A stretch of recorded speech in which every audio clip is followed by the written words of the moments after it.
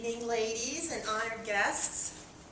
Thank you so much for letting me be here with you tonight. I am so honored and flattered to be with all of my amazing friends, all of my amazing women who whine. Women who whine. Women who whine. John Gay, a few years back in the 17th century, said, "From wine what sudden friendship springs." How true. When I first came to a Women Who Whine event about 2 years ago, I thought, this is going to be another bunch of women hanging out, cocktailing, cackling, conversing, whining. But how wrong I was. In the several years that I've had the pleasure of being part of this group, I have met extraordinary women. Doctors, lawyers, marketing specialists, artists, nonprofit directors, and more than a few real estate agents. But soon I realized that this is more than a women's networking group. I realized that there is much more to the phrase women who whine. And whining has nothing to do with it. Because of our cultivation, our past, each of our personalities are as varied as the many types of wine that we enjoy. But let me talk to you a little bit about this phrase, women who whine. Each of our personalities exhibits the elements of a fine wine. But like a fine wine, it doesn't just happen. There are many, many important steps that have to happen to make a wine special. It takes quite a lot of effort, it takes quite a lot of time, and it takes quite a lot of patience. Our diverse pasts, however challenged or blessed, happy, sad, unpleasant, secure, each of these were critical in helping us to become who we are today. They helped us to develop our personalities, just as climate, weather, topography, and soil composition helps to create a wine. It is vital in helping these vines produce the grapes and to open and ripen into its own unique flavor. Our heritage, our upbringing, our education, our experiences provide the foundation, our roots, which contribute to our distinctive qualities.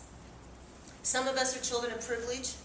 Others of us struggled financially when we were growing up. Some of us have strong family ties, but others of us grew up more autonomous, more independent. Some of us have traveled the world. Others have never felt the need to leave Utah. All of these experiences have blended together to make us become who we are today. Sunshine, rain, happy, or sad. Everything is important in creating a fine wine and creating a fine life. How many of you know what the winemaking term must means? M-U-S-T. Anybody? Mark? No, it's the step on the top of the, after the wine has been macerated, and the stuff that's left over on the top. Pretty much. What a must is, it's the mixture of the crushed grapes, skins, and seeds that the red wine is drawn from. So this must happen in order to create the red wine. Isn't that a perfect term? So there are things that must happen in our life to create a good life. And we've all been crushed from time to time. We've all felt our skins were ripped from us, so we were left bare. The friend that betrayed us, divorces, bankruptcies, the loss of a loved one, overcoming a sickness, or helping a loved one overcome a sickness. We've all had our share of successes and failures, our own fermentation process, if you will. But these are the critical times that must happen in order for us to have a complete and full life and to become more robust. These trials and hardships are what give us our character and our complexity and have helped us to develop our own palate for life. I'm a firm believer in the no regrets policy. Everything that happens to us, good or bad, happy or sad, has brought us to where we are today, right here, right now. Now, along with that, those personalities that have been developed through our cultivation, I'd like to play a little game with you, and we're going to talk about how some of the wine characteristics are similar to our personality characteristics. Some of us are a little more acidic than others, but like wine, the presence of acid is necessary to give it a lively and crisp quality. And isn't it fun to sit and talk to someone who's crisp, someone who is a bit acidic but fresh and light? And then there are those of us who can only be described as spicy, and there's never a dull conversation with this person. I'm always amazed at those of you who, with the silky and smooth personalities, things just roll off your tongue so easily and eloquently. Always a perfect finish. Then there are those of us who have more delicate personalities at times, light and subtle, not usually vying for the center of attention, but always a joy to be around. And now, especially during this election year, you are bound to find somebody who is dry. Nothing sugar-coated about this person. She tells it like it is, just like Plato. In vino veritas, in wine, truth. Some of us could be considered full-bodied or big. Someone who just fills the room with her personality. You know when she walks through that door. And Park City is full of the earthy types. We're the ones who show up to our work meetings in our ski clothes and our yoga clothes or our biking outfit. Don't you love it? And yes, we all have a little sediment at times and have to deal with the sediment in others. But I think we developed a good nose for friendships, and we've become onophiles in our own right, even if we are a little fruity. But this is the beauty of wine and the beauty of our individual personalities. The end result is a confluence of all these factors, for better or for worse. We know that labels can be confusing. A beautiful label has nothing to do with what's on the inside of the bottle. Yet a very simple label can be on a bottle of the most exquisite wine. So what does your label say about you? What does it say about what's inside? Now what's another thing you look at when you're looking at a bottle of wine? Leela? Price. The price. Okay, definitely. How about the year? That's a good thing. The year. Isn't it wonderful that the older a bottle of wine gets, the more valuable it is supposed to be? An older vintage is seen to be more mature, more developed, and have more character and flavor. So we're willing to pay more for that older bottle because it's considered more valuable. So let's learn a lesson from that. Our character and our flavor is enhanced with each year. So we become more developed and more mature and more valuable. And we've aged, we've been bottled and corked up and put on a shelf at sometimes, but now we're uncorked. And now we're ready to be consumed and enjoyed and celebrated. Taste, sipped, and savored. Part of every occasion and bringing friends together. Okay, it's a lot of puns, I know. I get a little carried away with those. And now, I want you to play a game with me, and we're going to do a little exercise here, and I want you to tell me if this description of a wine describes you or someone in the room. I have aged well. I'm full-bodied. People know when I walk in the room because of my beautiful yet intense personalities and flavors. Anybody? How about Fred and Kathy? Oh, there you go. Fred and Kathy. I love the hot, dry summers in Park City. I've been known to be acidic, but I blend well with others. I'm thinking Monica and John.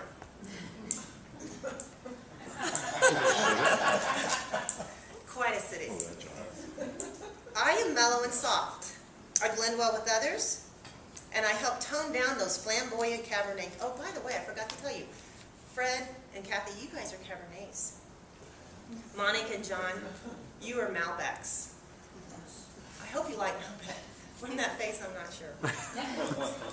I am mellow and soft. I blend well with others, and I help tone down those flamboyant Cabernet types. Or I'm perfectly fine by myself, but I'm not a fan of Paul Giamatti. Well, that would be a Merlot, and I think Sarah and Hay represent those characteristics. How about this? I have a light, crisp personality, but I also tend to be a little more delicate and tender. Not always the center of attention. No takers? I'm thinking Deirdre and John. Fun to be around, but you don't always have to be the center of attention. I've had a challenging life, so I'm quite complex and exceptional. I'm not as full-bodied as my Cabernet friends, but you will definitely enjoy the flavors of my personality. This is, I said Julio too. I said Julio and Mark Eaton. You gentlemen are Pinot Noirs. I'm easy to get along with. I'm quite spicy and fruity, and I'm also a lot of fun and a great dinner companion.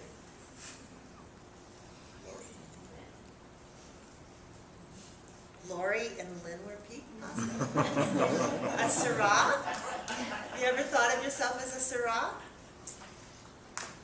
I've been called a queen because I'm quite complex and full-bodied and somewhat acidic, but I'm also quite versatile. I started to say virtuous, but I had to cross that. Versatile, with a lot of character. Any takers? I put Leela and Amy. You two are Chardonnays in my book. I am bubbly and giggly, and I love to be a part of every celebration. That's champagne. I think that's me. Well, on a more serious note, did you know that wine and friendship are both important to a healthy lifestyle? Like wine, friends help each other relax and unwind and open up. And like wine, friendships are a proven part of a healthy lifestyle. Have you ever heard of the concept of the French paradox? The French paradox is the concept that the consumption of red wine is what keeps the French from having heart attacks as much as Americans do, despite the fact that they don't eat very well and they don't exercise and they smoke. Well, I don't know if that's true, but researchers have found that wine does have tremendous health benefits. Red wine especially contains resveratrol, which is a substance that's known to have both anti-inflammatory and anti-cancer properties. And they also contain flavonoids. And flavonoids decrease the risk of coronary heart disease by reducing blood clotting, by reducing your LDL or bad cholesterol, and by increasing HDL or good cholesterol. Likewise, friendships have been proven to help people live longer. Good friends are good for your health. Friends help you celebrate good times, and they help you make it through bad times. Friends help prevent loneliness, and they give you a chance to offer needed companionship as well. Now, I'm not sure if friendships make you dance better, but I know you dance more when you're with your friends. And one thing I do know is that friends increase your sense of belonging and purpose. They boost your happiness. They help you reduce stress. And they improve your self-worth. Now, how many of you plan your get-togethers with your friends around a hike or bike ride or a ski day? Most all of us. Isn't it more fun to work out with a friend than alone? Well, then you know that friends also encourage us to change our unhealthy lifestyle habits, such as excessive drinking, but we're not going to talk about that. We can also learn to take better care of ourselves from what we know about wine. We all need our downtime. We all need our chance to aerate and breathe. So everybody, take a big, deep, cleansing breath. Like wine, breathing helps us to mellow. It helps us to develop our own full flavors. And we also must seek harmony in our lives, a balance of family, work, play, the same way a wine must seek a balance and a harmony between its components, acid alcohol, fruit, and tannins. An old French proverb tells us, in water one sees one's own face, but in wine one beholds the heart of another. Women who wine. Women who behold the heart of another. Women who look past the label and into the real person. Women who share experiences and expertise with each other and the community. Women who, despite the scruffles and grapples and tussles, do not whine.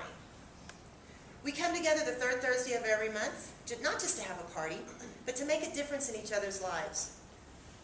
From Robin's emotional plea to help raise funds for the special troops in Afghanistan to buy special equipment, which for some reason the U.S. government does not buy, to Janice's informative session on saving the wild horses in Utah, to the many evenings we've learned about health issues and community issues.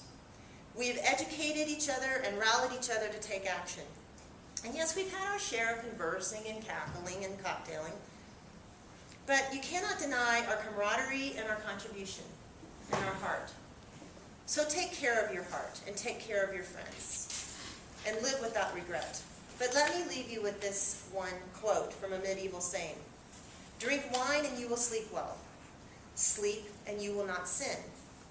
Avoid sin and you will be saved. Ergo, drink wine and be saved.